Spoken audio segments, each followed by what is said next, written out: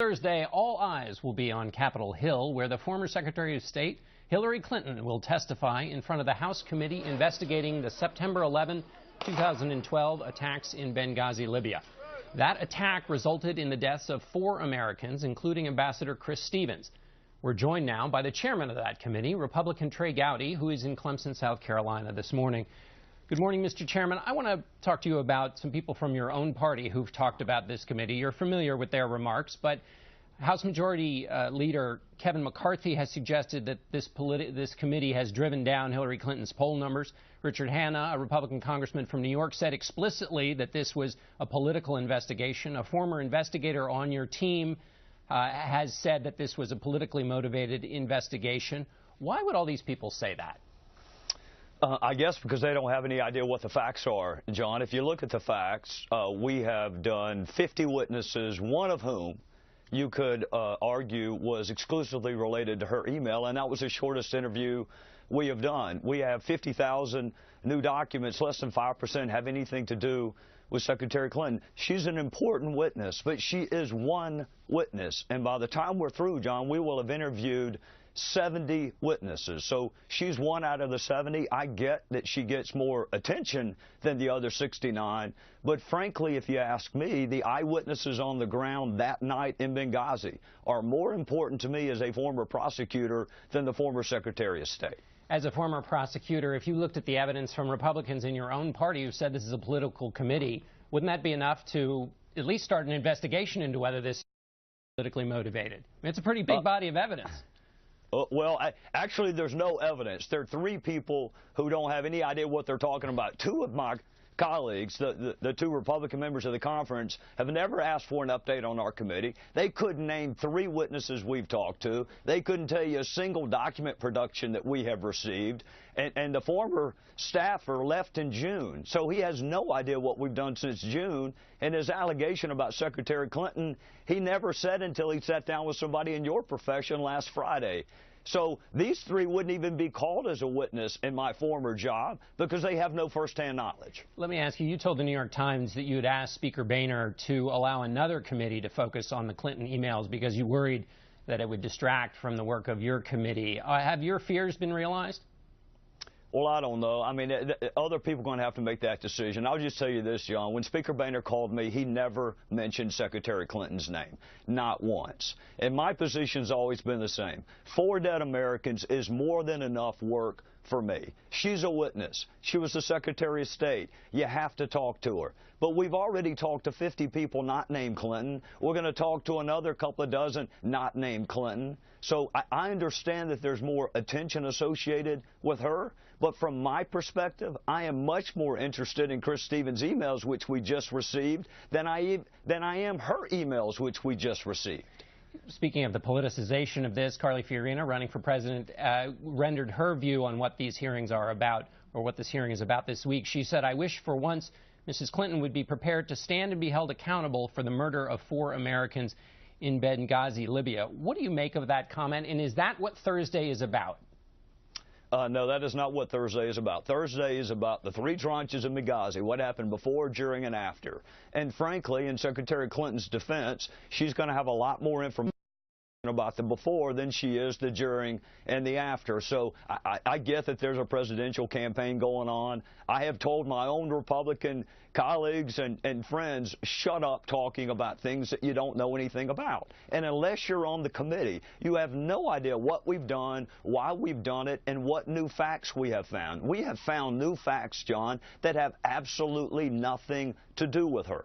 I get that people don't want to talk about that, but the 7 members of my committee are much more focused on the 4 dead Americans than we are anyone's presidential aspirations. Tell us about the new facts. One of the charges against your committee is there have been 7 hearings, 7 investigations in Congress already. Why have another one?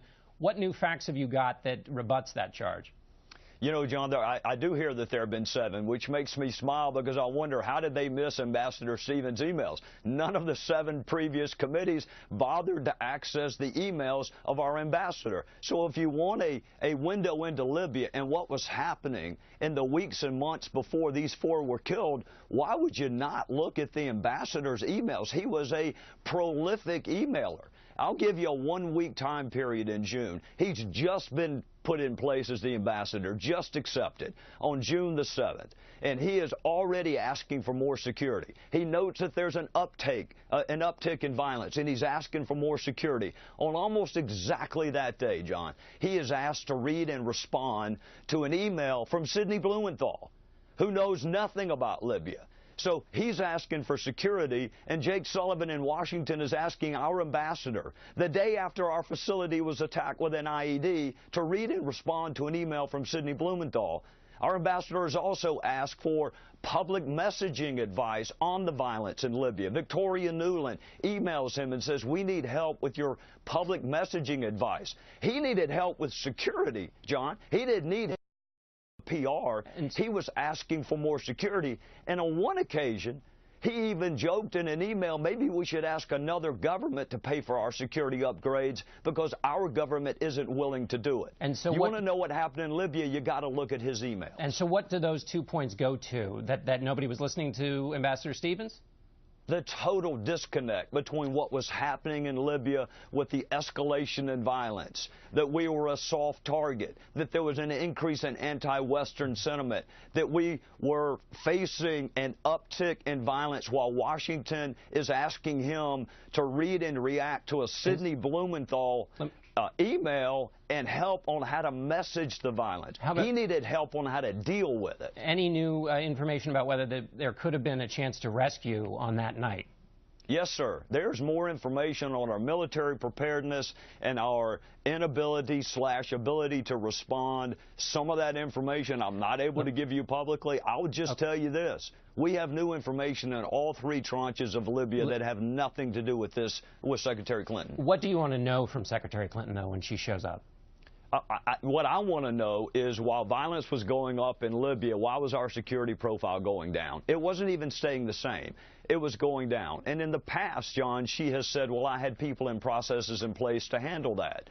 Well, you also have people and processes in place to handle drivel that is produced by a guy named Sidney Blumenthal, but that made it to your inbox. I want to know why certain things made it to your inbox, Madam Secretary, but the plaintiff pleadings of our own ambassador that you put in place for more security never bothered to make it to your inbox. I think that's a fair question.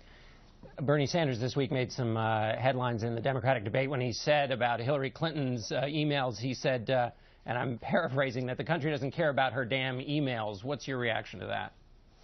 I her emails only to the extent that they relate to Libya and Benghazi. There are other folks who may have equities in her emails, and there may be other entities who are evaluating her emails. But my interest in them is solely making sure that I get everything I'm entitled to so I can do my job. The rest of it, the classification, Clinton Foundation, you name it, I have zero interest in, which is why you haven't seen me send a single subpoena related to it or interview a single person other than Brian Pagliano, because I need to know that the record is complete. Last question, 20 seconds, Mr. Chairman. Do you have everything that you need now from Hillary Clinton? No, sir. We don't have all the emails, and the State Department will concede that. But at a certain point, you have to go ahead and call the witness. All right. So, no, we're still missing large tranches of information from the executive branch and from this administration. All right. But it's been a year and a half, and I need to go ahead and call her. All right. Chairman Gowdy, thanks so much.